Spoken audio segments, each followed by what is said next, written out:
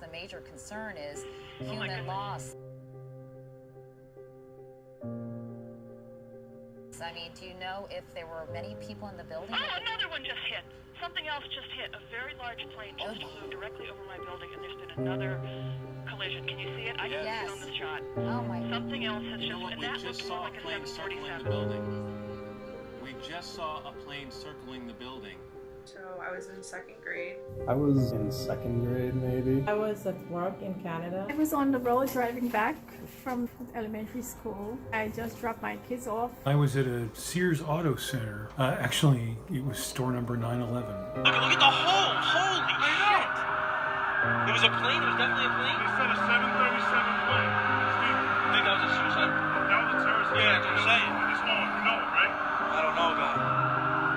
Everything's fucked up.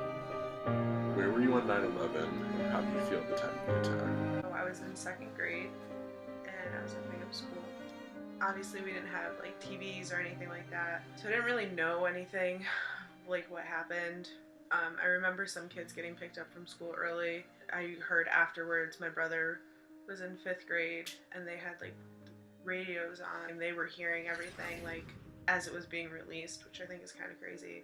And then I came home from school on the bus, like everything was normal and I still didn't really know what happened. And then the news was on when I got home. At that age I was just like, wow, something just like horrific happened. On 9/11, I was in kindergarten actually, and I remember I was in class and just about everybody got called out of school. Dad came and picked me up, went home. I really had no clue what was going on because I was so young, but all I knew at the time was I was happy to get home from school. It was heart-wrenching to know that something like that would happen in New York City. I was living in one of the boroughs in New York at that time. It was really a difficult time, I think, for everyone in New York because we actually know the fast or the bigness of the explosion that happened and everything else that went on, and it took a toll on a lot of us. It was maybe 2 weeks of like being depressed, not knowing what to do, hard to go on with everyday life. The kids were very disturbed about it. It was a really difficult time for New Yorkers. During 9/11, I was probably 5 or 6, no, maybe 4 or 5. But I remember getting taken out of preschool and brought to her house, and then my parents didn't want me watching the news. A plane has just crashed into the World Trade Center. Just because they didn't want, I don't know, a little kid to see exactly what was going on. That morning, I was at a Sears Auto Center, and we were distracted from what we were doing by the fact that the TV, which had a moment before been showing Regis and Kathy Lee, suddenly cut to a live news shot of one of the towers smoking.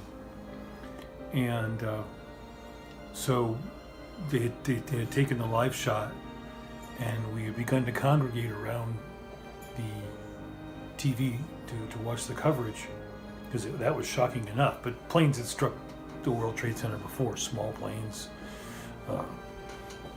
Some other buildings in New York had been hit too. And at first we didn't know what was going on, but then among the most shocking things I've ever seen was we watched live as the second plane hit, and the place fell silent. We were all completely nonplussed.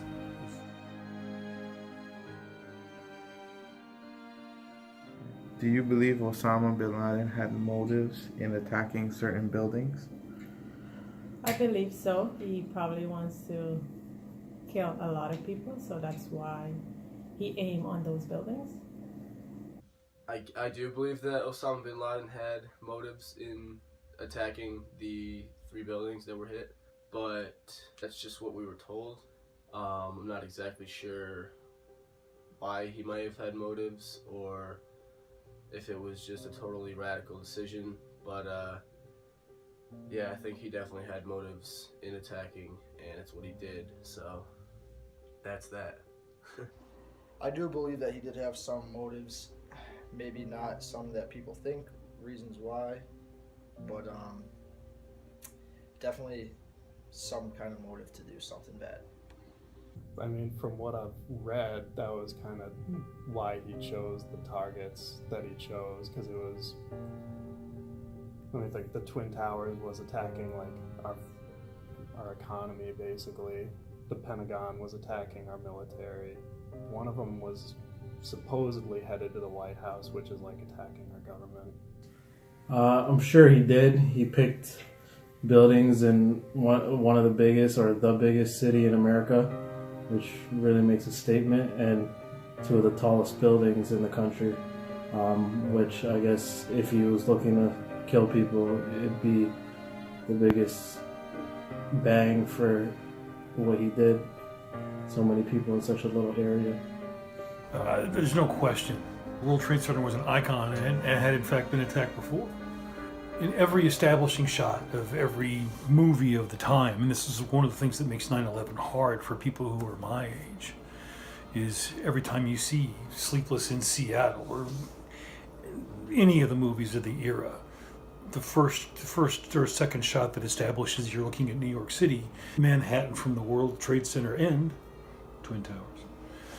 They went after the biggest possible target.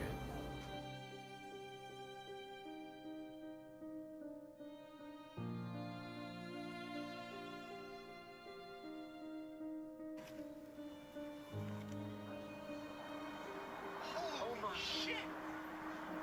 Holy shit! God. Southern Jet Drone. Holy fuck! Oh my God! Oh my God! How do you feel the nation's leaders handled 9/11, and what would you have done if you were president? Well, it's hard to separate how I feel about it now from all the stuff that we found out since, all the things we found out happened. Our leaders eventually came out and rallied us around supporting New York City and supporting the victims who were really from all over through dealing with the aftermath of 9/11. Right away, there was kind of silence. The first person we heard from was the mayor of New York City. The appearance of the mayor on Saturday Night Live, the appearance of the mayor at first sports games that were played in the city afterward, very, very, very important in rallying the country. I think President Bush did everything that he could in the way he should have done it. If I was president, I probably would have not done much different. Definitely try and figure out who attacked us and retaliate just like our president did. Can't really say whether or not our nation's leaders handled it perfectly. It could always be better, but the way Bush handled it, I think he was good by going to war. See, like if he hadn't, then we'd sort of be second-handedly surrendering ourselves. I say it was a good thing that we went to war, maybe not stayed that long. I'm not exactly sure on facts or anything, or why we stayed for exact reasons, but it just seems like it could have been maybe resolved quicker. If I was president, I think I would have declared war, but I don't think I would have made it last, if I had control, last as long as it did. It's like such a tricky question. I would say the president and the leaders of America did well with what they had at the time that they made the decisions. That being said, I think it's kind of a lose-lose scenario no matter what you do. You know, we ended up going over to the Middle East, bringing the military over to the Middle East, and some people would say that brewed some negative feelings out of the Middle East, which kind of led to more attacks. But if I were president, what would I have done? Probably the same thing, but I would imagine that I'd probably have been more influenced by whatever advisor happened to be giving me the advice at the time or something like that.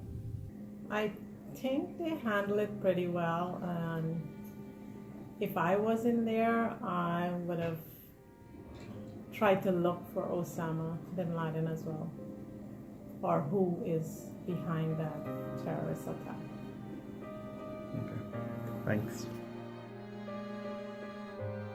Have the wars in Iraq and Afghanistan protected the U.S. against major terrorist attacks? I believe they have a little bit, not to the full extent as what it should have been, but it's definitely settled some arguments that we have had in the past. I would say yes and no, that they have protected us from future attacks. Yes, because it made the public aware and gave us a pro-USA attitude, like a nationalism kind of effect.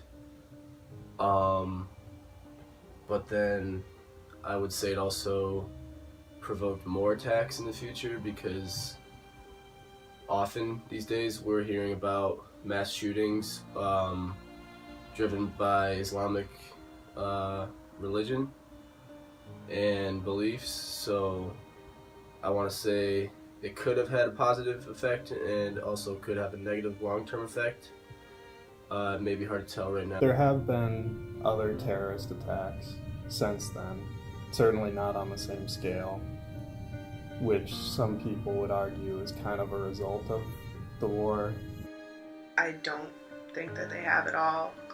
We've had domestically, like we've had the shooting in Orlando, we've had the shooting in Las Vegas, we had that shooting in Texas at the church. Like, there's just been so many mass shootings, so many attacks, whether it's related to ISIS or just other types of terrorism. There was the guy that drove the bus down the bike lane. The wars haven't really deterred anything. If anything, it just caused more people to die.